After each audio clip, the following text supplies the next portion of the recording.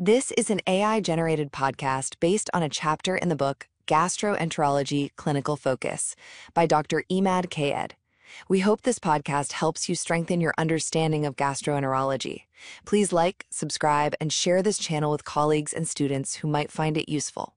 Today, we are tackling, well, a truly massive subject, decoding the liver. The sources we've pulled together for this, they cover basically the whole spectrum of hepatology. Yeah, I saw that. Everything from tiny genetic glitches causing iron overload, All the way to brand new drug approvals that are changing treatment paradigms, plus the complex world of liver surgery and transplantation. It's a lot. But the really huge shift, the one affecting millions, involves fatty liver disease. yes, the old term NAFLD, non-alcoholic fatty liver disease, that's gone. Gone, replaced. The goal was to better reflect what's actually causing it. So what's the new term? It's MSLD, metabolic dysfunction-associated steatotic liver disease. MSLD. Okay. Why is that definition so important? Because it explicitly links the liver fat, the steatosis, to the underlying cardiometabolic risk factors. Things like, high BMI, type 2 diabetes, hypertension, dyslipidemia. So it forces you to think metabolically right from the diagnosis. It's not just fat in the liver, it's part of a bigger picture. Precisely. It demands that metabolic workup. It's not just a name change, it's a conceptual shift. And naturally, it's more severe form, the one with inflammation, NASH. Non-alcoholic steatohepatitis, that's changed too. Yep, NASH is now MASH, metabolic associated steatohepatitis. MASH instead of NASH. Okay. And the overall umbrella term for any kind of fatty liver is now SLD, steatotic liver disease, whether it's MASLD or alcohol-related or something else. Got it. SLD, MASLD, MMSH. It's essential vocabulary now if you're reading any new studies or guidelines? Absolutely. And the timing of this nomenclature shift, it's actually perfect because it lines up exactly with these revolutionary new treatments finally hitting the market. Right. You mentioned breakthroughs, specifically for MH, the inflammatory form. Yes, specifically for patients who have MA, confirmed, but aren't cirrhotic yet, but do have significant fibrosis. We're talking moderate to advanced, like stage F2 or F3 fibrosis. And for them, we finally have actual approved drugs. We do. Genuine breakthroughs. First, there's resmetirom. It's a THR beta selective agonist. THR beta, thyroid hormone receptor. Exactly, but selective for the one that's mainly in the liver. It basically ramps up the liver's fat metabolism, helps clear out the fat, and bonus, it lowers LDL cholesterol too. Wow. Okay, that sounds targeted. And then there's semaglutide. People might know it already for weight loss as a GLP-1 agonist. Right, drugs like Ozempic or Wegovy. That's the one. Well, semaglutide is now also FDA approved specifically for MASH, the first GLP-1 agonist approved for this. It's truly transformative for a disease where historically all we really had was telling patients to lose weight. That is a massive shift. And you also mentioned hepatitis B. Yes, major updates there too. We're moving away from these kind of rigid old stages of chronic infection like immune tolerant. Right, I remember those faces. Now, the focus is much more practical, more individualized. It's about the actual HBV DNA level right now, the ALT enzyme activity, and critically, the degree of liver fibrosis. Treatment decisions are much more tailored. Okay, so nomenclature changes, new MS drugs, new Hep B strategies. The whole landscape really has been reshaped. Profoundly, and that's exactly where we need to start our deep dive. All right, part one. Let's talk about that initial assessment, the first clues, and that always starts with liver function tests, LFTs. Though, really, we should call them liver enzyme tests, mostly. Because they don't always reflect true function, right? Yeah. More like damage indicators. Precisely. When you get that panel back, ALT, AST, alk-phos, bilirubin, you're not just looking at isolated numbers. You have to see the pattern. And the key to unlocking that pattern, you said, is the R value. Sounds simple, but critical. Absolutely critical for that first interpretation. It tells you broadly what kind of injury you're dealing with. Walk us through the calculation again. Sure. It's R equals the patient's ALT divided by the upper limit of normal for ALT. And you take that result and divide it by the patient's alkaline phosphatase divided by its upper limit of normal. ALT over ULN divided by alk-phos over ULN. Got it. Yeah. It basically standardizes the elevations relative to each other, and the result slots the injury into one of 3 buckets. Okay, so what are the buckets? What if R is high, say over 5? R greater than 5 means the ALT and AST, the transaminases, are way out of proportion to the ALK phos. That's a hepatocellular pattern. The primary damage is happening to the liver cells themselves, the hepatocytes. Makes sense. And if R is low, less than 2? R less than 2, the ALK phos elevation dominates. That points to a cholestatic pattern. The problem is more with bile flow or the bile ducts themselves. Think obstruction or diseases like PBC or PSC. And between 2 and 5. That's the mixed pattern, significant injury in both compartments. That framework is really helpful just for initial sorting. Now, beyond the pattern, what about the sheer level of elevation? When do the numbers become a real red flag? Yeah, the magnitude matters hugely. If you see ALT and AST skyrocketing, both over, say, 1,000 IUL. Over 1,000, wow. Right. That dramatically narrows down your possibilities. You're usually dealing with one of 3 main things: severe drug-induced liver injury, or DILI, acute viral hepatitis like Hep A, B, or maybe E, or ischemic hepatitis, what we used to call shock liver. Because that huge spike means massive rapid cell death. Exactly. Widespread acute necrosis. And you mentioned ischemic hepatitis. Our sources pointed out a specific ratio to help pin that down. Yes, a useful trick. If you suspect ischemia, maybe the patient had a recent hypotensive episode, cardiac arrest, something like that, you look at the ALT compared to the LDH, lactate dehydrogenase. LDH isn't liver specific, though, is it? No, it's released from lots of damaged tissues. But in shock liver, the massive simultaneous death of hepatocytes releases a ton of both ALT and LDH. If that ALT-LDH ratio is less than 1.5, alongside those 1,000-plus transaminases, it strongly points towards ischemic hepatopathy. Interesting. Okay. And then there's the other classic ratio, AST over ALT. People often jump to alcohol with that one. Yeah, and that's an oversimplification, often misleading. While heavy alcohol use can raise the ratio, an AST significantly higher than ALT, especially if the ratio is greater than 2.1. Double the AST compared to ALT. Right. That strongly suggests advanced liver disease. We're talking established cirrhosis from any cause, not just alcohol. Or it can be seen in severe acute injury like ischemia again, or sometimes congestive hepatopathy. Why does advanced alcoholic liver disease specifically cause that high AST ratio?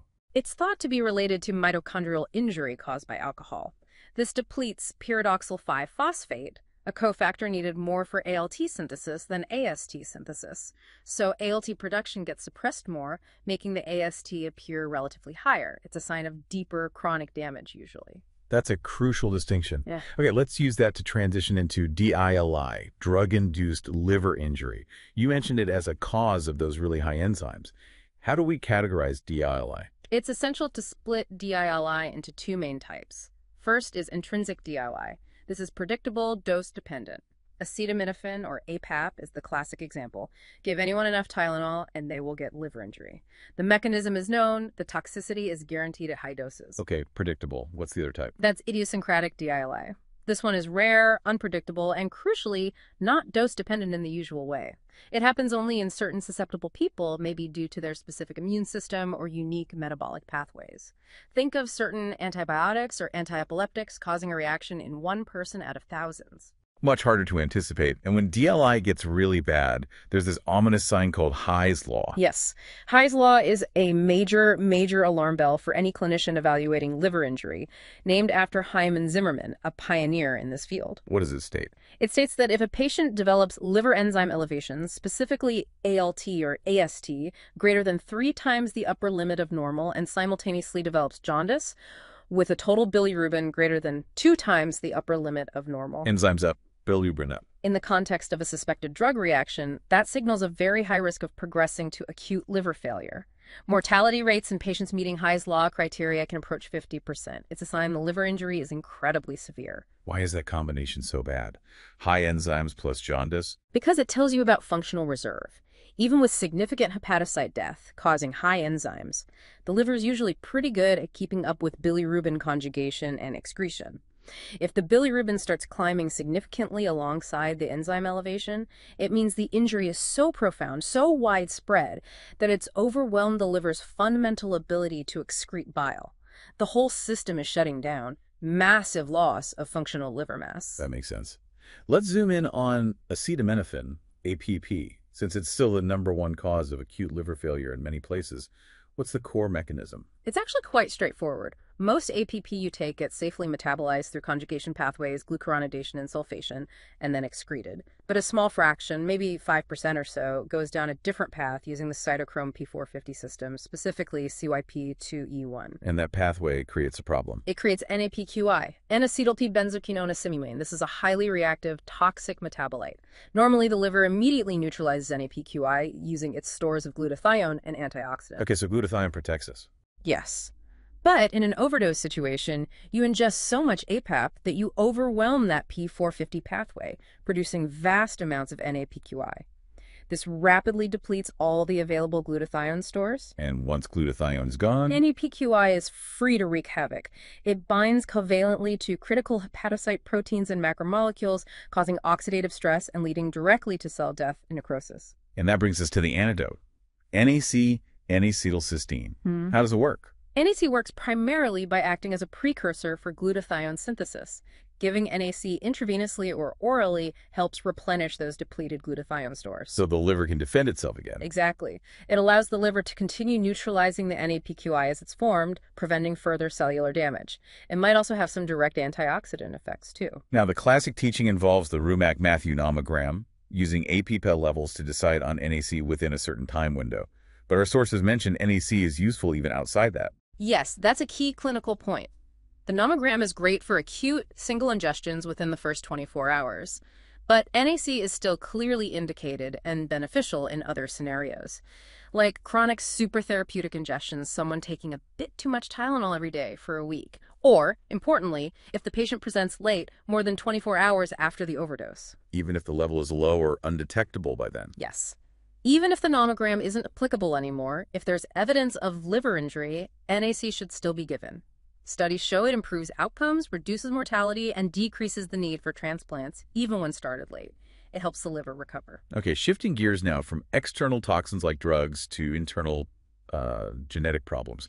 Part 2, genetic overload syndromes. Let's start with the most common one, hemochromatosis, iron overload. Right. Hereditary hemochromatosis, or HH. It's actually one of the most common autosomal recessive genetic disorders, especially in people of Northern European descent. And about 90% of clinical cases are linked to one specific genotype. The C282Y mutation in the HFE gene. Exactly. Being homozygous for C282Y, having 2 copies of that mutation, is the main genetic setup for classic HH. And how does that specific gene fault lead to the body absorbing too much iron? The pathophysiology is quite neat, actually. It is. It involves a key hormone called hepcidin. Think of hepcidin as the master iron regulator, the iron traffic cop. It's produced by the liver, and its main job is to block iron absorption from the gut and prevent iron release from macrophages. Okay, so hepcidin normally puts the brakes on iron entering the system. Correct. The HFE protein, the one mutated in hemochromatosis, normally interacts with other proteins on the hepatocyte surface, like the transferrin receptor, to sense the body's iron levels. This sensing complex then signals for appropriate hepcidin production. But the C282Y mutation messes that up. It impairs that interaction. The mutated HFE protein doesn't work correctly in that sensing complex. So the liver gets a faulty signal, thinks the body is iron deficient even when it's not, and dramatically reduces hepcidin production.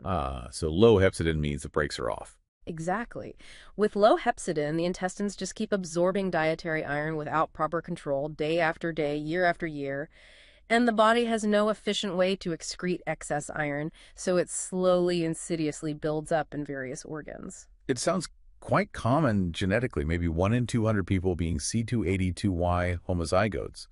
Are all of them getting seriously sick with iron overload? No, thankfully. This is key.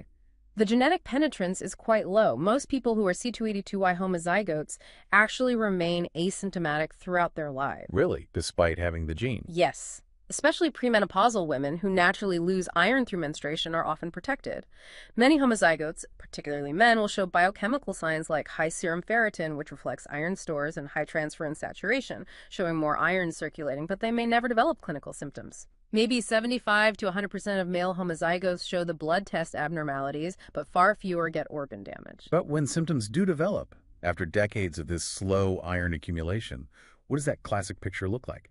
The classic triad, though often not all present, is cirrhosis, from liver iron deposition, diabetes mellitus from pancreatic iron damage, and that characteristic skin pigmentation, a kind of bronze or slate gray color. The bronze diabetes. Right. The pigmentation is due to increased melanin plus the iron deposition.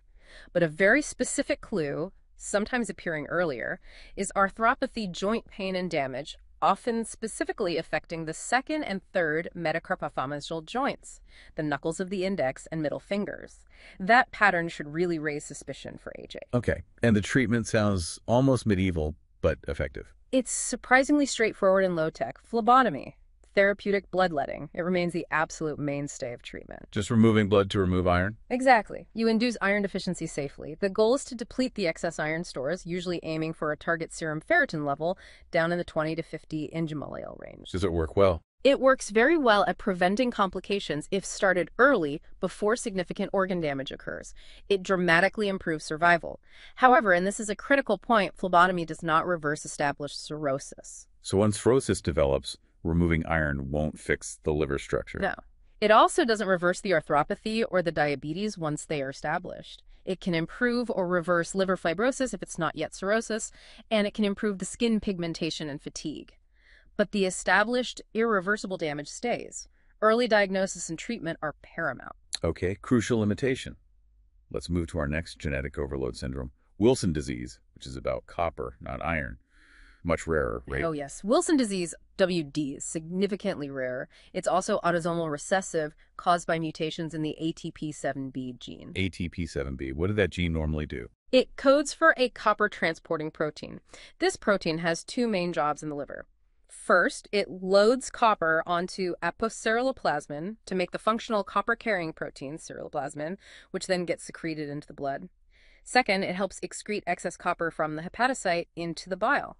So if ATP7B is broken, copper can't get out properly, it can't be loaded onto ceruloplasmin effectively, and it can't be excreted into bile. So copper builds up to toxic levels, primarily accumulating in the liver first, but then spilling out and depositing in other tissues, especially the brain and the corneas of the eyes. And when it hits the brain, what kind of unique symptoms do we see? The neurological or neuropsychiatric presentation is quite characteristic. You can see movement disorders, tremor, Parkinsonism-like symptoms, ataxia, dystonia, also dysarthria, which is clumsy, slurred speech, and often significant psychiatric changes, depression, personality shifts, cognitive issues. So one interesting point from the sources. Yes, critically, unlike many other neurodegenerative diseases that cause dementia, patients with Wilson disease typically retain a normal IQ. Their cognitive processing might be slowed, but underlying intelligence is usually preserved. And the eyes. The famous sign. The Kaiser-Fleischer rings.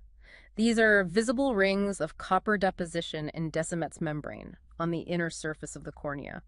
They often look greenish gold or brownish. How often are they present? They are almost always present, seen in over 95% of patients who present with neurological symptoms of Wilson's. If the patient presents primarily with liver disease, the rings are less common, maybe seen in about 50% of cases, but finding them is practically diagnostic. So how do you confirm the diagnosis, especially if the rings aren't obvious? Diagnosis can be tricky. It relies on a constellation of findings. Low serum ceruloplasmin is a key indicator because the copper isn't getting loaded onto it properly. But the most important lab test is usually the 24-hour urinary copper excretion. High copper in the urine. Yes, because the body is trying to get rid of the excess copper through the kidneys. If Kaiser-Fleischer rings are present, a urine copper level over 40 micrograms per 24 hours is generally considered diagnostic. If the rings are absent, you often need a higher threshold, maybe over 100 micrograms, sometimes combined with liver biopsy results showing high copper content. And treatment. How do you get the copper out? Treatment involves lifelong therapy. We use chelating agents, drugs that bind to copper and increase its excretion in the urine. The classic ones are penicillamine or trientine. Another strategy, often used for maintenance therapy once copper levels are down, is zinc. How does zinc work? Zinc actually works in the gut. It induces metallothionein production in the intestinal cells, and metallothionein binds dietary copper, preventing its absorption into the bloodstream, so it blocks copper uptake. Okay, chelation to remove copper, zinc to block absorption. Got it. Now, quickly, the last genetic one, alpha-1 antitrypsin deficiency, AATD. This was fascinating because it causes both liver and lung disease. Yes, AATD is a great example of how one genetic defect can lead to distinct problems in different organs through different mechanisms. The most common severe genotype is PZZ. PZZ. And how does that cause liver disease? The Z protein is an abnormal misfolded version of alpha-1 antitrypsin. Because it's misfolded, it can't be properly secreted from the liver cells where it's made.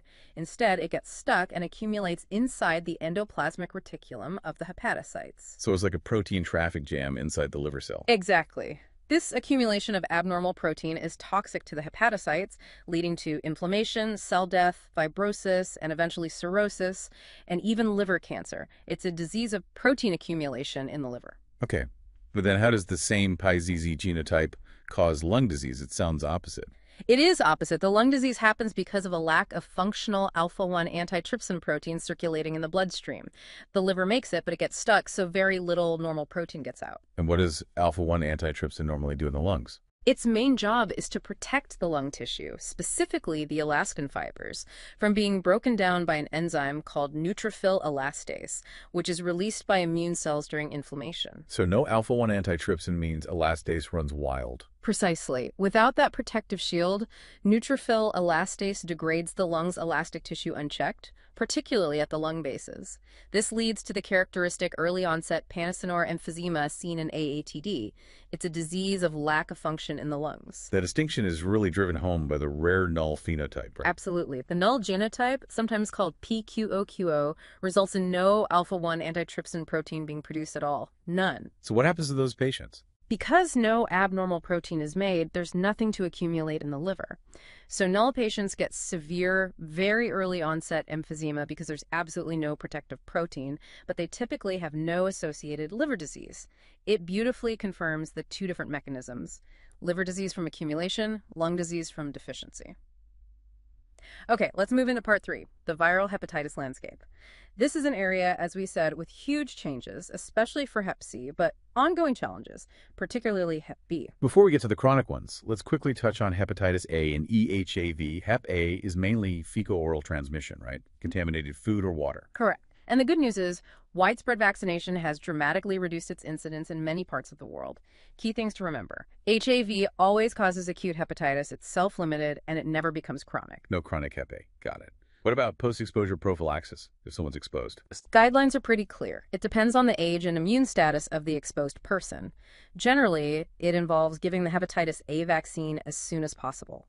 For certain groups, like older adults or immunocompromised individuals, you might give immunoglobulin alongside the vaccine for more immediate passive protection. Okay. Now, hepatitis E, HEV, also fecal-oral. Yes, HEV is also transmitted fecal-orally, often associated with contaminated water supplies in endemic areas, but also increasingly recognized from eating undercooked pork or game meat in developed countries. Any specific risks with HEV?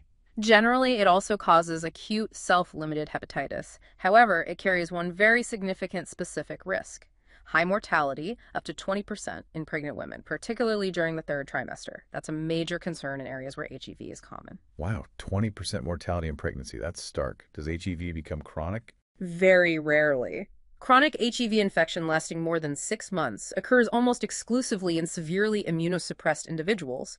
Think solid organ transplant recipients or patients on potent immunosuppressive drugs. If you encounter chronic HEV, you absolutely need to investigate their immune status. Good to know. Yeah. Okay, let's tackle the big one. Chronic hepatitis B, HBV. You mentioned the management philosophy has shifted away from those old immune tolerant stages. What's the new approach? The thinking has evolved quite a bit. Historically, patients in the immune-tolerant phase, typically young, HB-egg positive with very high HBV DNA levels, but normal ALT enzymes were often just monitored without treatment. The idea was their immune system wasn't attacking the liver yet. You're right. Just watch and wait. But we now understand that even in this phase, there can be ongoing viral integration into the host genome and a slow accumulation of liver damage, increasing the long-term risk of cirrhosis and, importantly, hepatocellular carcinoma, HCC, liver cancer. So the tolerant phase isn't necessarily benign. Not entirely. So the current approach places less emphasis on these rigid phases and focuses more on the individual patient's profile. Their actual HBV DNA level, their ALT level, even minor elevations matter now, their age, family history of HCC, and critically, their fibrosis stage, often assessed non-invasively with things like fibroscan or specific blood marker panels. Meaning treatment might be started earlier now. Exactly. Treatment is now often recommended for patients who might have previously been just monitored, especially if they have evidence of significant fibrosis, F2 or higher, persistent ALT elevation, high viral load over a certain threshold, or other risk factors for liver cancer, regardless of their HbA status or phase. The goal is to suppress the virus long-term to prevent liver damage progression. And what are the go-to drugs now for chronic HBV? The preferred first-line agents are the nucleoside analogs with a high barrier to resistance. That means primarily entecavir or one of the tenofovir formulations, either TDF or TAF. Why the high resistance barrier? Because HBV treatment is usually very long-term, often indefinite. Using drugs where the virus is unlikely to develop resistance mutations is crucial for sustained viral suppression over many years. Older drugs like lamivudine had major resistance problems. Okay, entecavir or tenofovir. You mentioned two forms of tenofovir, TDF and TF. What's the difference? Right. TDF is tenofovir disoproxil fumarate. It's the older formulation, highly effective, but it can have potential long-term side effects related to kidney function, renal toxicity, and decreased bone mineral density. And TA? TAF is tenofovir alafenamide. It's a newer prodrug designed to deliver the active tenofovir more efficiently into the liver cells, the hepatocytes, where the virus is replicating. This means you can use a much lower dose, resulting in significantly lower levels of tenofovir circulating in the bloodstream. Lower blood levels means? Less exposure for off-target tissues like the kidneys and bones. So, TAF has a demonstrably better renal and bone safety profile compared to TDF. It's generally preferred now, especially for patients with pre-existing kidney issues or osteoporosis or those at higher risk for these problems. Makes sense. Safer delivery. Now, special situations with HBV. Pregnancy is a big one. How do we prevent transmitting it to the baby? Preventing perinatal transmission is critical. The risk is highest if the mother is HbA positive and has a very high HBV DNA level during the third trimester. So what's the strategy? If the mother's viral load is very high, typically defined as over 200,000 IU/ml, antiviral therapy is recommended starting in the third trimester. Which drug? Generally, tenofovir, TDF usually has the most data, but TAF is also used, is the preferred agent due to its high efficacy, high resistance barrier, and good safety profile in pregnancy. This antiviral treatment significantly reduces the mother's viral load, lowering the risk of transmission during delivery. Is that treatment instead of the baby getting shots? No, absolutely not. This is crucial. The maternal antiviral therapy is in addition to the standard immunoprophylaxis given to the newborn right after birth. That means all infants born to HBV-infected mothers must receive hepatitis B immune globulin, HBIG, and the first dose of the hepatitis B vaccine, ideally within 12 hours of birth. The combination is key. Okay, antivirals for mom if needed, Plealos HBIG, and vaccine for baby always. What about breastfeeding? Breastfeeding is considered safe and is encouraged, even if the mother is on HBV antiviral therapy like tenofovir. The amount of drug exposure through breast milk is minimal and not considered harmful to the infant. Good to know. Another key prevention area is for patients starting immunosuppressants. Why is HBV testing mandatory beforehand? Because many immunosuppressive drugs, especially those that strongly suppress the immune system, can lead to HBV reactivation. This happens if someone has chronic HBV infection, HBsAg positive, or even if they only have evidence of a past resolved infection, HBsAg negative, but anti-HBC positive. The immune system normally keeps the virus in check, but suppression lets it flare up. Exactly, and reactivation can be severe, even fatal, causing acute liver failure. The risk is particularly high with certain agents like B-cell depleting therapies, for example, rituximab, or high-dose systemic corticosteroids, or certain chemotherapy regimens like anthracyclines. So everyone getting these drugs needs screening. Yes. Universal screening for HBsAg and anti-HBC is recommended before starting moderate to high-risk immunosuppressive therapy. And if they test positive? If they are HBsAg positive, chronic infection, they generally need antiviral prophylaxis, usually starting before or concurrently with the immunosuppression and continuing for a significant period after the immunosuppression is stopped, often 6 to 12 months, sometimes longer depending on the agent used. If they are HBsAg negative but anti-HBC positive past infection, prophylaxis is needed only if they are receiving very high-risk therapy like rituximab. Otherwise, monitoring might suffice. But the key is to test and risk stratify everyone. Okay, crucial safety net. Now let's pivot to the revolution. Hepatitis C, HCV. You called it a success story. It truly is one of the biggest medical success stories of the last decade. We went from difficult, poorly tolerated treatments with low cure rates to simple, all-oral regimens that cure the vast majority of patients. The goal is SVR. Right. Sustained virologic response. Yes. SVR means the virus is undetectable in the blood 12 weeks after finishing treatment. That equates to a virologic cure. The virus is gone for good. Who should be screened for HCV? Is it still targeted? No, screening recommendations have broadened significantly because many people with HCV don't know they have it. They're often asymptomatic for decades. The USPSTF now recommends universal one-time screening for all adults aged 18 to 79, plus screening for anyone with risk factors like past or present injection drug use and pregnant women during each pregnancy. And you mentioned incidence is rising. Unfortunately, yes. Despite the cure, new infections are increasing, largely driven by the ongoing opioid epidemic and associated injection drug use. About 70% of new infections are in people who inject drugs. So screening and linking to care remain critical. And the treatments themselves, what do they look like now? They are remarkably simple compared to the old interferon era.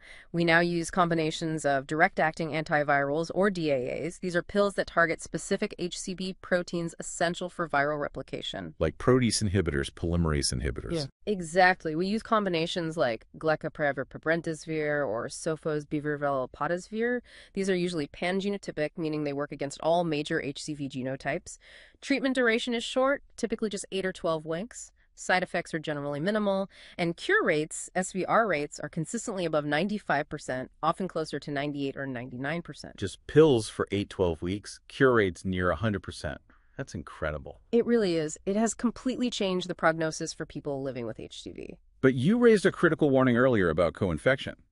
Treating HCV can cause HBV reactivation. That sounds paradoxical. It does, but it's a vital clinical point. If a patient has both chronic HBV, HBsAg positive, and HCV, starting DAA therapy to cure the HCV can sometimes trigger a flare-up of the underlying HBV. Why would curing one virus provoke another?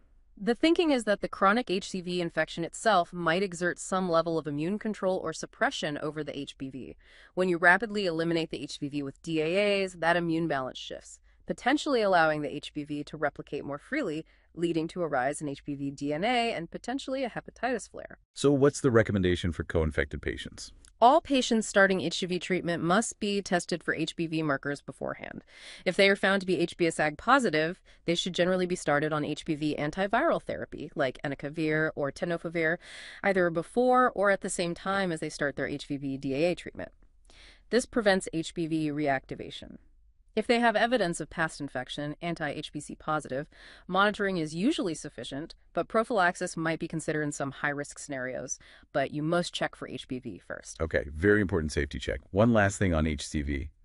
Sexual transmission. How common is it? It's important to provide accurate counseling here. While HCV can be transmitted sexually, the risk among long-term monogamous heterosexual couples is extremely low. Studies estimated around 0.07% per year, which is less than one transmission per 1,000, a couple years of follow-up. So generally low risk in that context. Yes.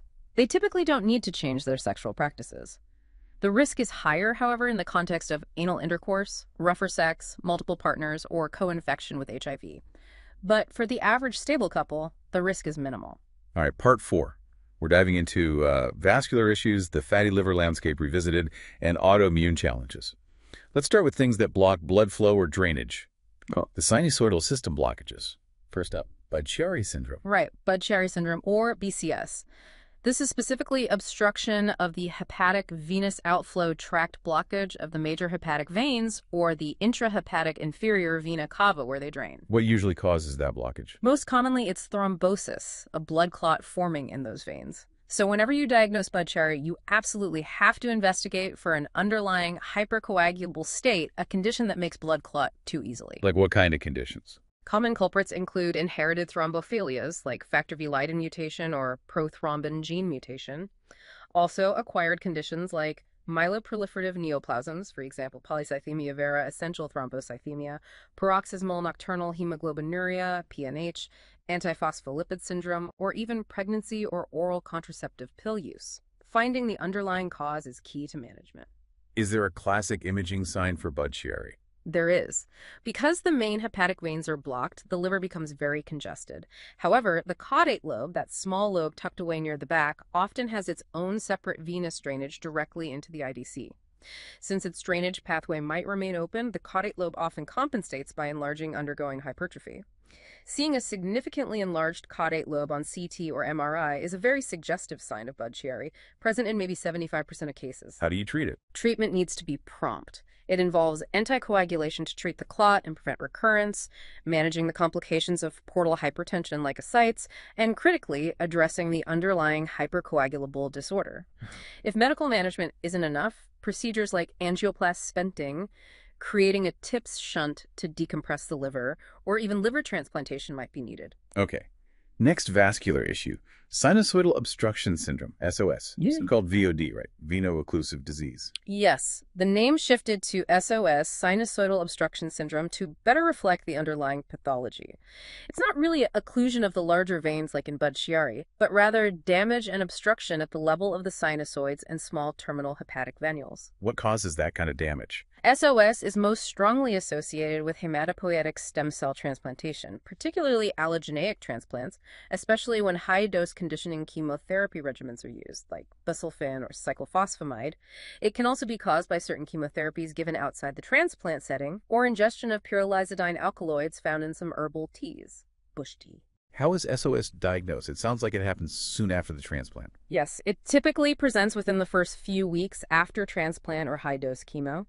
Diagnosis is usually clinical, based on established criteria like the modified Seattle criteria or the Baltimore criteria. These look for characteristic findings like tender hepatomegaly, sudden weight gain due to fluid retention, ascites edema, and jaundice developing in that specific time frame. Is there anything you could do to prevent it or treat it? For prevention, particularly in the allogeneic stem cell transplant setting, prophylaxis with ursodeoxycholic acid, or sodiol, is often recommended, as it's shown some benefit in reducing the incidence or severity of SOS. For treatment of established severe SOS, the drug defibrotide is approved and has shown efficacy. Okay. The last vascular pattern is congestive hepatopathy. Oh. The nutmeg liver. What's going on there? Congestive hepatopathy isn't a primary liver disease, but rather liver damage resulting from chronic passive congestion due to elevated central venous pressure. Think severe right-sided heart failure, constrictive pericarditis, or severe tricuspid regurgitation. So pressure backs up from the heart into the liver veins. Exactly. That chronic back pressure leads to sinusoidal congestion, distension, and eventually damage to the hepatocytes around the central veins, while the areas around the portal tracts might be relatively spared or even fatty. This creates that mottled appearance on cross-section that resembles a cut nutmeg. And you mentioned a fascinating point earlier, Confus. These patients don't usually get varices. That's a key differentiator.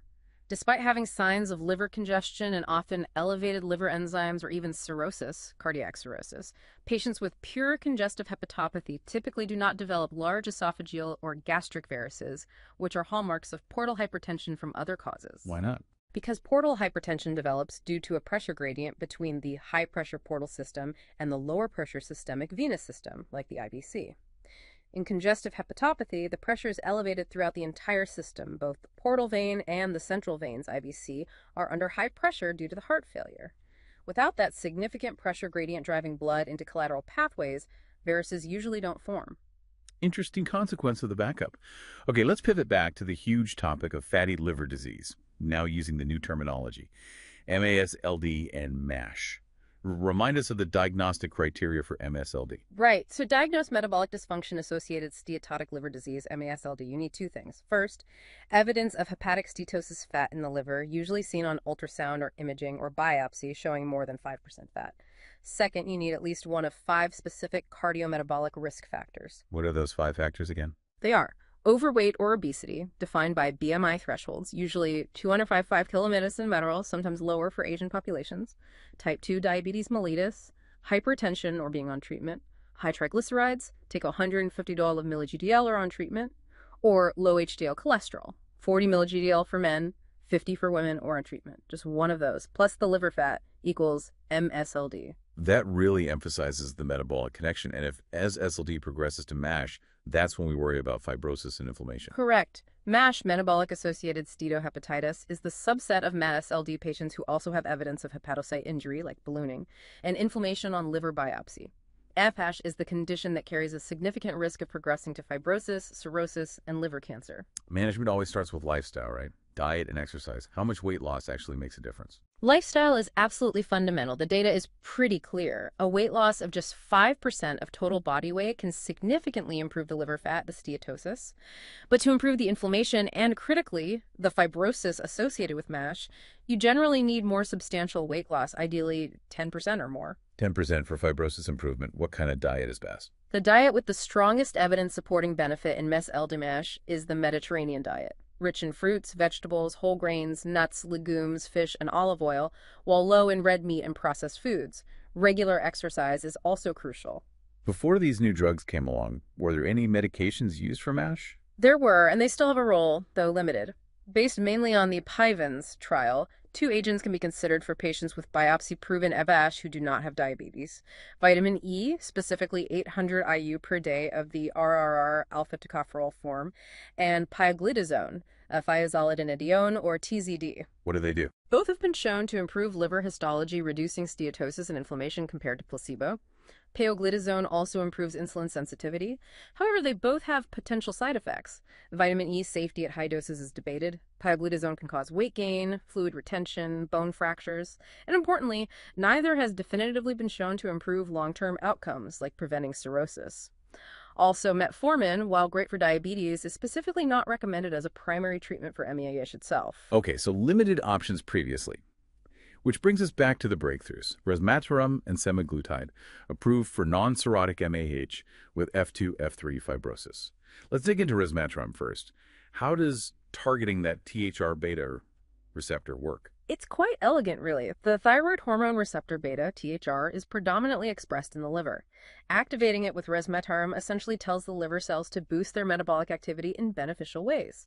It increases the breakdown of fatty acids, beta oxidation, decreases the synthesis of new fats, lipogenesis, and also enhances LDL cholesterol uptake and clearance. So it directly tackles the fat accumulation and improves cholesterol. Exactly. By burning more fat and making less fat within the liver, it directly reduces hepatic steatosis. Clinical trials showed significant reductions in liver fat content on MRI-PDFF and also resolution of MASH on biopsy without worsening of fibrosis. Okay. And semaglutide, we know it helps with weight loss via the GLP-1 mechanism. How does that translate to fixing MASH? The benefit of semaglutide in MSH is likely multifactorial, but a large part is driven by its systemic metabolic effects. As a GLP-1 receptor agonist, it reduces appetite, leading to significant weight loss, improves insulin sensitivity, reduces glucose production by the liver, and may have direct anti-inflammatory effects as well. So it helps the liver by improving the whole metabolic environment. Precisely. The weight loss itself reduces liver fat and inflammation.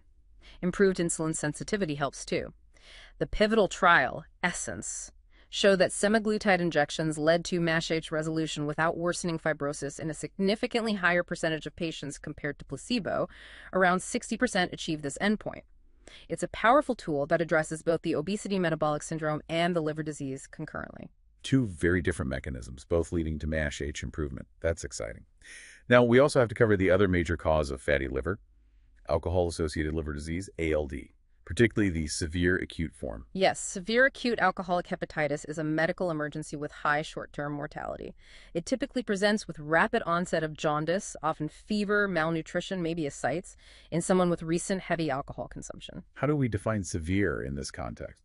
We use scoring systems to assess severity and predict prognosis. The most common are the Madres Discriminant Function, DF score, and the MELD score, model for end-stage liver disease. A DF score greater than 32 or a MELD score greater than 20 generally indicates severe disease with a high risk of death. And what's the cornerstone of treatment for severe alcoholic hepatitis? The absolute first step is complete and sustained abstinence from alcohol. That's non-negotiable. Alongside that, aggressive nutritional support is critical, as these patients are almost always severely malnourished.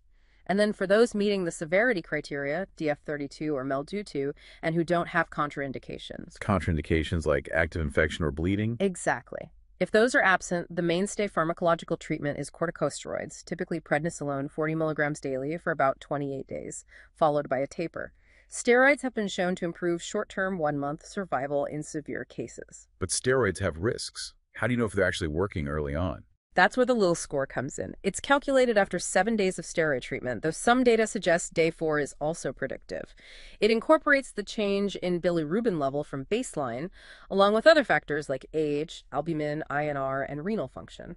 What does the Lille score tell you? A Lille score of 0.45 or higher indicates non-response to steroids.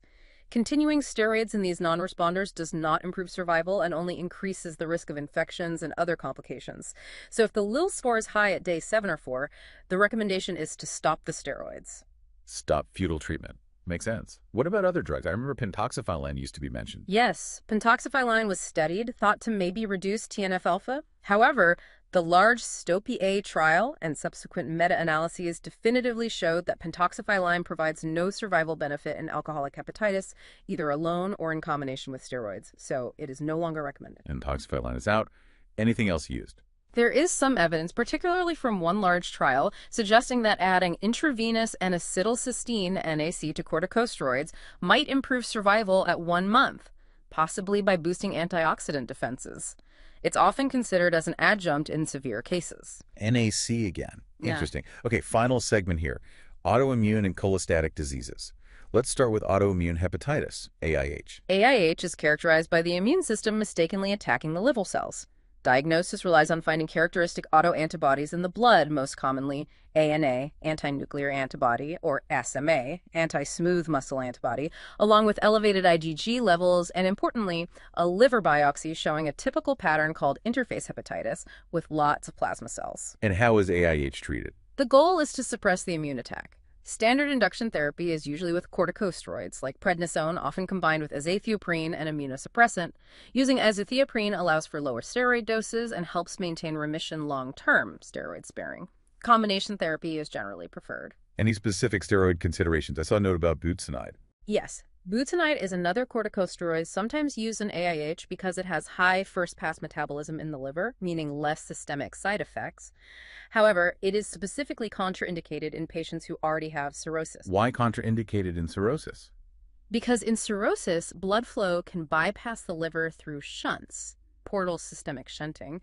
This means the budesonide doesn't get properly metabolized on the first pass, leading to much higher systemic steroid levels and increased side effects, defeating its main advantage. So prednisone is the go-to steroid if cirrhosis is present. Okay. Now, the two main chronic cholestatic diseases, problems with bile ducts, PBC and PSC. How are they different? Let's start with primary biliary cholangitis, PBC, formerly primary biliary cirrhosis. This disease predominantly affects women, about 9.1 female to male ratio. It's characterized by autoimmune destruction of the small intrahepatic bile ducts. And the key diagnostic marker? The hallmark is the presence of antimitochondrial antibodies, AMA, in the blood. These are positive in about 95% of patients with PBC and are highly specific. An elevated alkaline phosphatase is the typical biochemical finding. How is PBC treated? The first-line cornerstone therapy is ursodeoxycholic acid, or ursodiol, UDCA, usually dosed at 13-15 milligicaldeate a day. Ursodiol improves liver biochemistry, slows disease progression, and improves transplant-free survival. Does it work for everyone? Not perfectly for everyone. A significant minority of patients have an inadequate biochemical response to ursodiol. For these patients, newer second-line therapies are emerging, particularly PPAR agonists like obeticholic acid, though its use is complex due to side effects, and newer agents like elafibranor and seladelpar, which have shown promise in recent trials for improving cholestasis in inadequate responders. Okay. Now the other one, primary sclerosing cholangitis, PSC. PSC is different. It affects both small and large bile ducts, both inside and outside the liver. It causes inflammation, fibrosis, and structuring narrowing of the bile ducts. Unlike PBC, it has a slight male predominance and is very strongly associated with inflammatory bowel disease, IBD. Especially ulcerative colitis. Yes, about 75% of patients with PSC also have ulcerative colitis. The link is undeniable, though the exact reason isn't fully understood. Conversely, only a small percentage of UC patients develop PSC. How is PSC diagnosed? No specific antibody like AMA. Correct. There's no single diagnostic antibody for PSC, though ANCA might be positive. Diagnosis relies heavily on imaging of the bile ducts, specifically magnetic resonance cholangiopancreatography, or MRCP.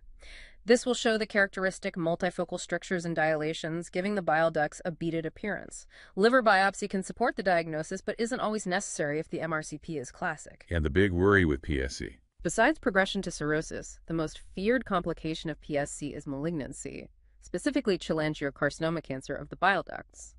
The lifetime risk is significantly elevated, estimated at 10 to 15%, which is very high. Wow. Does that mean regular cancer screening? Absolutely. Patients with PSC require lifelong surveillance for cholangiocarcinoma. Current recommendations generally involve annual imaging, typically with MR-MRCP, sometimes alternating with ultrasound, along with monitoring the tumor marker CA19-9 in the blood, although CA19-9 has limitations in sensitivity and specificity. Any dominant stricture found needs aggressive investigation. All right, we've reached part 5. This is where we deal with the consequences of advanced liver disease, liver tumors, and the ultimate therapy, transplantation, synthesizing the fallout from chronic liver failure. When the liver fails and portal hypertension ramps up, these major complications emerge. Let's start with ascites that fluid buildup in the belly. How do we approach it initially? First step, if someone presents with new ascites, is diagnostic paracentesis, tapping the fluid with a needle. The most crucial test on that fluid is calculating the SAG, the serum ascites albumin gradient. SAG. How's that calculated? Simple subtraction. Serum albumin level minus acidic fluid albumin level. And what does the result tell you? A SAG of 1.1 GDL or higher is the key threshold. If the SAG is 2.1 Buller and $1, it strongly indicates that the ascites is due to portal hypertension, usually from underlying cirrhosis. If the SAG is less than 1.1, it suggests other causes like peritoneal cancer, tuberculosis, or pancreatic ascites. Okay, so SAG geek, $1.11 points to portal hypertension. How do we manage that fluid? Management starts with 2 key things: strict dietary sodium restriction, usually less than 2 grams per day, and diuretics. The standard diuretic combination is spironolactone, an aldosterone antagonist, often combined with furosemide, a loop diuretic. You start with a typical ratio like 100 milligrams spironolactone to 40 milligrams furosemide and titrate up based on weight loss and electrolytes. What if the diuretics don't work or the patient can't tolerate them? If the ascites persists, despite maximal tolerated diuretic doses, e.g. 400 milligrams spironolactone and 160 milligram furosemide per day, and the patient is confirmed to be adhering to the low-sodium diet, then we call it refractory ascites. Management options then include serial large-volume paracentesis, LVP, repeatedly draining the fluid or referral for a TIP-S procedure, transjugular intrahepatic portosystemic shunt, to decompress the portal system, or ultimately liver transplantation evaluation. And a dangerous complication of ascites is infection, right? SBP, spontaneous bacterial peritonitis. Yes. SBP is a serious, potentially life-threatening infection of the acidic fluid, usually by gut bacteria translocating across the bowel wall. It should be suspected in any cirrhotic patient with ascites who develops fever, abdominal pain, or worsening encephalopathy or renal function. How is SBP diagnosed from the fluid tap? The key diagnostic criterion is the acidic fluid polymorphonuclear leukocyte, PMN count. A PMN count of 250 cells per cubic millimeter or higher is diagnostic of SBP, even if the fluid culture is negative, which happens often. And treatment. Immediate treatment with broad-spectrum antibiotics is essential, typically a third-generation cephalosporin like cefodoxime or ceftriaxone. But there's a crucial additional therapy we need to discuss: albumin. Albumin infusion for SBP. I thought that was standard. It used to be recommended more broadly, but guidelines have evolved based on evidence. Intravenous albumin administration, typically 1.5 gkg on day 1 and 1 gkg on day 3, is now specifically recommended only for a subset of SBP patients considered at high risk for developing hepatorenal syndrome, a type of kidney failure. Which patients are considered high risk? The specific criteria are serum creatinine greater than 1 milli-GDL, or our blood urea nitrogen, BUN, greater than 30 milli-GDL, or total bilirubin greater than 4 milli-GDL at the time of SBP diagnosis. So only give albumin if CR1, BON 30, or Bili 4. Correct. Studies show that the significant benefit of albumin in reducing renal failure risk and improving survival was primarily confined to this sicker subgroup. For patients not meeting these high-risk criteria, routine albumin infusion is generally not recommended anymore, balancing benefit against cost and resource use. Okay, targeted albumin use. Important update. Moving from the belly up to the brain. Hepatic encephalopathy, HE ammonia buildup, causing confusion. Exactly. HE is a spectrum of neuropsychiatric abnormalities caused by liver insufficiency and portal systemic shunting. Ammonia is a key toxin involved, but other factors contribute too. It ranges from subtle deficits to overt confusion and coma. How is it classified? We often talk about covert HE versus overt HE. Covert E includes minimal HE abnormalities only on specialized psychometric tests, and grade 1 HE, mild lack of awareness, altered sleep.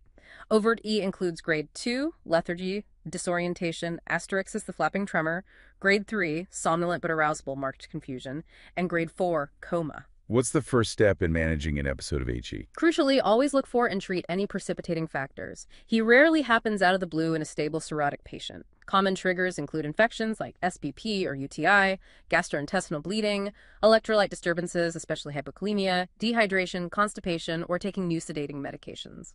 Identifying and correcting the trigger is paramount.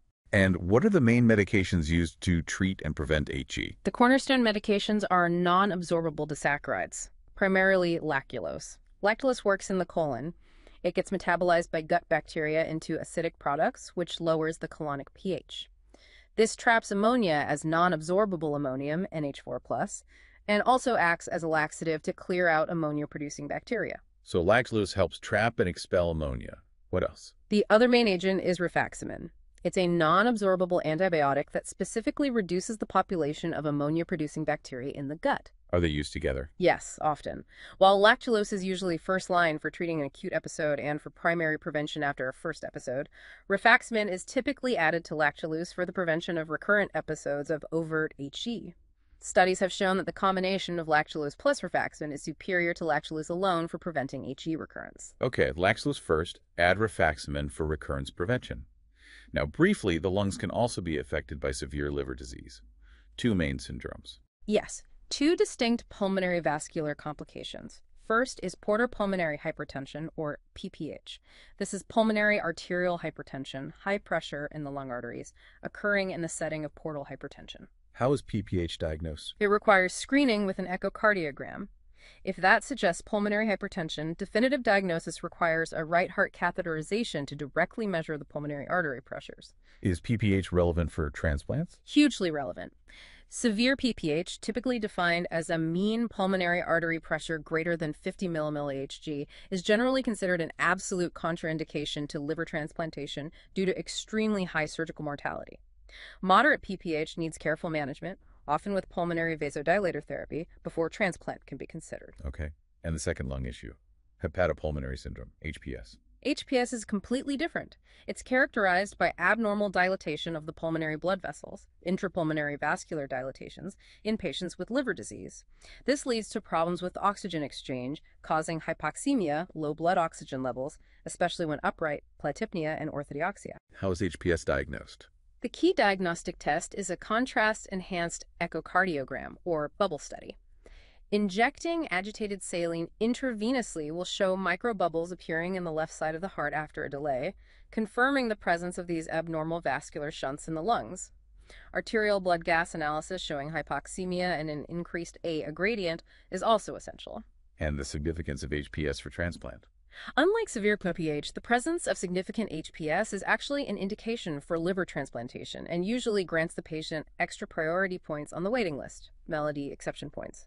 Transplantation is the only effective treatment that can reverse HPS. Okay, PPH can be a contraindication, HPS is an indication. Got it. Surgical risk for patients with cirrhosis. The sources you sent over really highlight this. It's not just one test result, is it? It's like a whole balancing act. That's exactly right.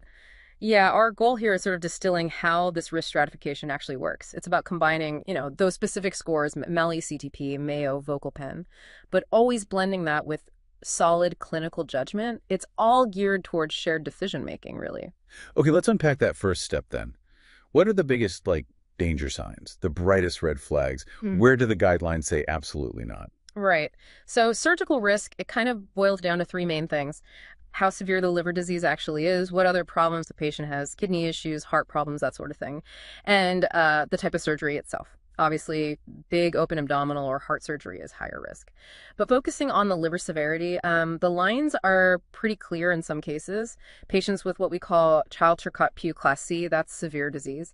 Elective surgery is generally a no-go for them. And MELD. We hear about MELD scores all the time for transplants. How does that play in here? MELD, yeah, the model for end-stage liver disease. Definitely a powerful tool here, too. A MELD score over 20 that signals a really high risk. We're talking serious postoperative problems, decompensation, even death. And beyond just the scores, you have to look at portal hypertension. The high pressure causing things like ascites, confusion, or encephalopathy, those esophageal varices. If that pressure is high, the surgical risks just, well, they skyrocket. It feels like there are quite a few risk scores, though. You mentioned Mayo, VOCL pen. How do clinicians actually choose or differentiate between these? What's the practical difference? That's a great question because they serve different purposes. The Mayo score, it's looking at mortality risk over longer periods, like 7 days out to even 5 years. It uses MEL-D, age, the ASA score, familiar stuff. But the VOCL pen score, that's different. It's all about the shorter term, 30, 60, 90-day mortality. And crucially, it also predicts the risk of decompensation within 90 days. It uses different factors too, things like BMI, platelet counts, even if NAFLD fatty liver disease is part of the picture. So yeah, different questions, different tools. Got it. So let's say a patient gets through this initial screening. They look like a potential candidate. What happens next to actually lower the risk before surgery? Okay, yeah, mitigation is key. First off, if that calculated 90-day mortality risk is looking high, say over 15%, then the strong recommendation is referral. Get them to a high-volume center somewhere with transplant expertise on hand. Then, before the operation, you optimize everything you can. Get ascites under strict control, that's vital, and you absolutely need an EGD and upper endoscopy to check for varices unless you've definitively ruled out portal hypertension already. Okay, and on that mitigation point, I found this fascinating, almost counterintuitive bit in the sources about blood clotting. The old thinking was just fix the numbers, right? Give vitamin K, transfuse if the INR is off. Yes. That's a really important shift. The evidence actually shows that just, correcting those static numbers, the PT, TT, INR with vitamin K or transfusions, it hasn't actually been shown to improve outcomes. It doesn't necessarily reduce bleeding risk in these patients. Wow. So what's the approach now then? Well, the move is towards using viscoelastic tests, things like TEG or ROTEM. These tests give a more dynamic picture of how the blood is actually clotting in real time, not just those static lab values. They're preferred now to guide managing coagulation during procedures. And there's more. The ACG, the American College of Gastroenterology, they strongly recommend using thrombopoietin receptor agonists, TPO agonists. These actually help boost platelet counts and can reduce bleeding and the need for transfusions before invasive stuff. Plus, don't forget optimizing nutrition, really high protein, like 1.25 to 1.5 grams per kilogram per day. And maybe even thinking about a preparatory TIPS-S procedure, but usually only if there's another reason for it already, like really bad ascites. Okay, this is incredibly detailed. It really shows the complexity involved. So what's the bigger picture takeaway here? Well, it definitely brings up questions about how and when we use our most specialized tools, like invasive testing, measuring the hepatic venous pressure gradient, the HVPG. That's the gold standard for confirming clinically significant portal hypertension, CSPH. An HVPG of 10 or more confirms it, and if it's really high, like 16 or more, that strongly predicts worse outcomes, higher mortality after surgery. But it's invasive, it's costly, and it's really only done at specialized centers. Right. Let's shift to tumors found in the liver, starting with benign ones. The most common benign liver tumor by far is the hemangioma. These are basically just tangles of blood vessels. They're almost always found incidentally on imaging. Are they dangerous? Do they need follow-up? Generally, no. Hemangiomas have virtually zero risk of malignant transformation and extremely low risk of rupture unless they are truly gigantic.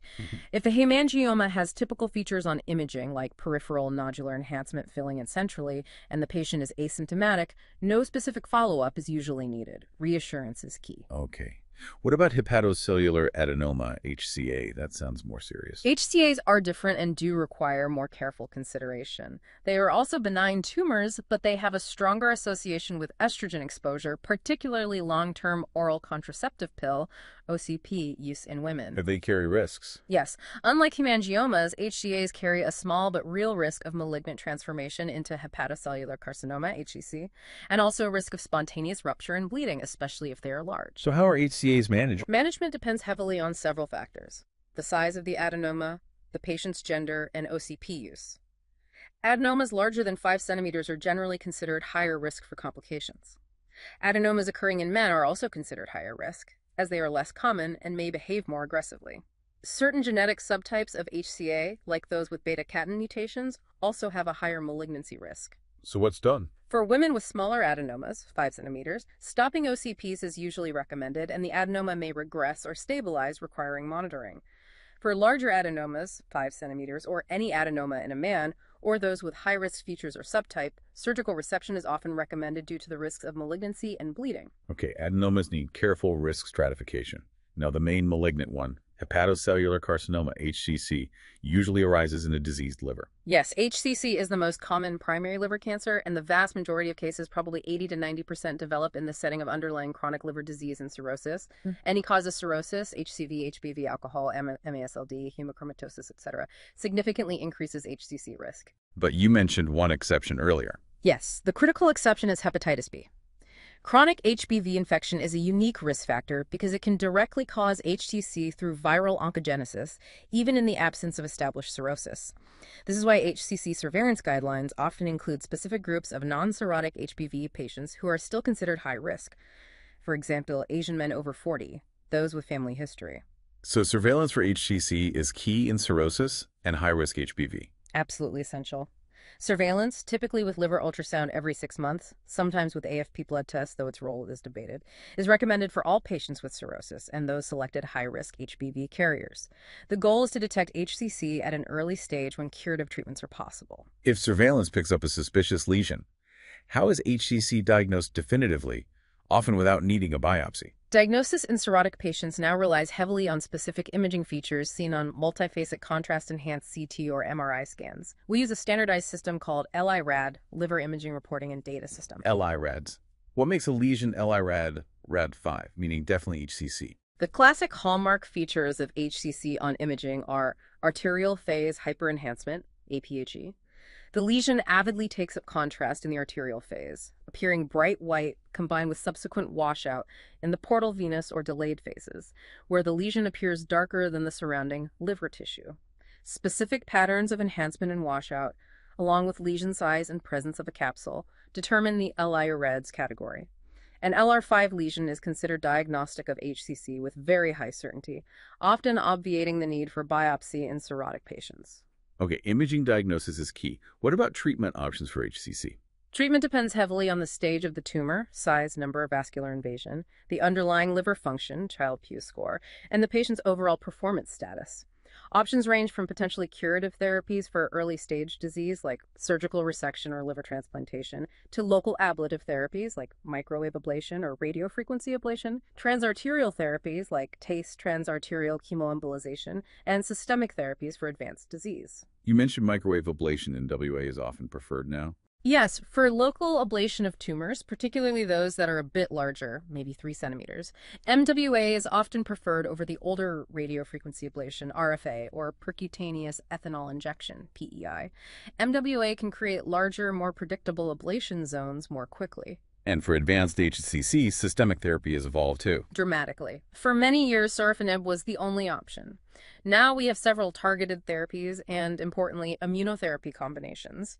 The current standard first-line therapy for many patients with advanced HCC is the combination of atezolizumab, an anti-PD-L1 immunotherapy, plus bevacizumab, an anti-VEGF antibody. And you highlighted a critical safety check needed before starting that specific combo. Yes, this is non-negotiable. Before initiating atezolizumab plus bevacizumab, performing an upper endoscopy, EGD, to screen for esophageal varices is mandatory. Mandatory EGD. Why for that combination? Because bevacizumab, the anti-VEGF component, works by inhibiting blood vessel formation, but it carries a known significant risk of causing bleeding complications, including potentially fatal gastrointestinal bleeding. If a patient has large, high-risk esophageal varices, which are common in advanced liver disease, giving bevacizumab without treating the varices first poses an unacceptable risk of variceal rupture and hemorrhage. So you have to find and treat the varices before starting atezobev. Exactly. If significant varices are found on the screening EGD, they must be prophylactically treated, usually with band ligation, before the systemic therapy can be safely started. It's a crucial safety protocol. Okay. Finally, the ultimate treatment for many end-stage liver diseases and some HCC, liver transplantation, LT. Who gets considered? LT is a life-saving option. The main indications include decompensated cirrhosis with major complications like refractory ascites, recurrent SBP or HE, hepatorenal syndrome, acute liver failure, and selected patients with HCC that meet specific criteria known as the Milan criteria. What were the Milan criteria for transplanting HCC? The generally accepted Milan criteria are one single tumor measuring 5 centimeters or less in diameter, or are up to 3 separate tumor nodules, each measuring 3 centimeters or less, with no evidence of major vascular invasion or extrahepatic spread. Patients meeting these criteria have good post-transplant outcomes, similar to non-HCC recipients. How is priority determined on the waiting list? It used to be just the MELD score. Priority is still primarily based on the MELD score, which predicts 3-month mortality risk based on lab values.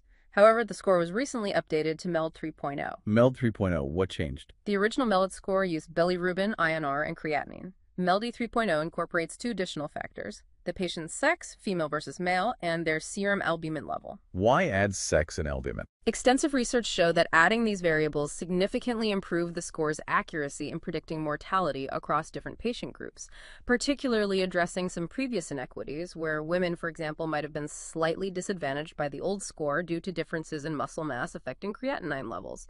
Albumin adds further prognostic information about liver synthetic function and overall health. So MELD 3.0 aims to be a more accurate and equitable allocation tool. Are there exceptions to just using the score? Yes. MELD exception points can be granted for specific conditions where the standard MELD score doesn't fully capture the patient's mortality risk or need for transplant. HCC within Milan criteria gets exception points. HPS, as we mentioned, gets exception points. Certain metabolic diseases or complications like refractory cholangitis in PSC might also qualify. Okay.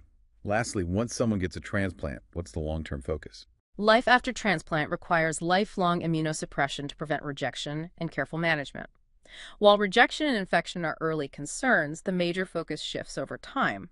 Long-term, the leading causes of morbidity and mortality in liver transplant recipients are actually cardiovascular disease and malignancies. Cardiovascular disease. Why is that such a big risk? It's multifactorial. Many patients had metabolic risk factors before transplant. Plus, common immunosuppressant medications, especially calcineurin inhibitors like tacrolimus and corticosteroids, can worsen hypertension, diabetes, and dyslipidemia. So aggressive management of cardiovascular risk factors, blood pressure, cholesterol, blood sugar, weight is absolutely crucial post-transplant. And the cancer risk. The lifelong immunosuppression required to protect the transplanted liver also unfortunately reduces the body's ability to fight off cancer development. Skin cancers, especially squamous cell and basal cell carcinomas, are extremely common, requiring regular dermatologic screening. There's also an increased risk of other cancers, including post-transplant lymphoproliferative disorder, PTLD, and solid organ cancers like colon cancer. So, diligent adherence to age-appropriate cancer screening guidelines is vital. Post-transplant care is truly comprehensive long-term health maintenance. Wow. Okay, as we wrap up this incredibly detailed deep dive, it's amazing to just reflect on the sheer volume of information we've covered. Yeah. From the intricacies of, the HFE gene causing iron overload. All the way to the nuances of MELD 3.0 and post-transplant care. It's a vast field. We really hammered home how rapidly things are changing. That nomenclature shift from NAFLD to MELD isn't just semantics, it forces that metabolic connection. Absolutely. Yeah. And the progress in viral hepatitis is just staggering. Having a reliable cure for nearly all HCV patients, that was unthinkable not long ago. And the more personalized, risk-stratified approach to managing chronic HBV now. Plus, those genuine breakthroughs for MADH having actual approved drugs like resmetirom and semaglutide that can tackle fibrosis, that offers real hope for millions. It really does. So I think the key takeaway for everyone listening is the critical importance of timely screening and surveillance. Whether it's universal HCV testing for adults, regular HCC surveillance for anyone with cirrhosis or high-risk HBV, catching things early matters more than ever. Because modern medicine now has incredibly effective tools, so sometimes even cures, for conditions that used to be, frankly, a life sentence. Precisely. Early detection and appropriate intervention can dramatically change outcomes. So we'll leave you with this final thought to chew on. The liver is extraordinary, right? It's the only solid organ that can regenerate itself. It shows incredible resilience against constant challenges, genetic flaws, viruses, toxins, our diets. It's constantly working to maintain balance. Yet its long-term health ultimately hinges on this complex interplay between our genes, infections we might encounter, the lifestyle choices we make every day, and environmental exposures. Given its amazing capacity for healing, what proactive steps can you take starting today to minimize those risks, support its function, and help maintain that delicate balance for the long haul? Something definitely worth considering. Thank you for joining us on the deep dive. We'll catch you next time.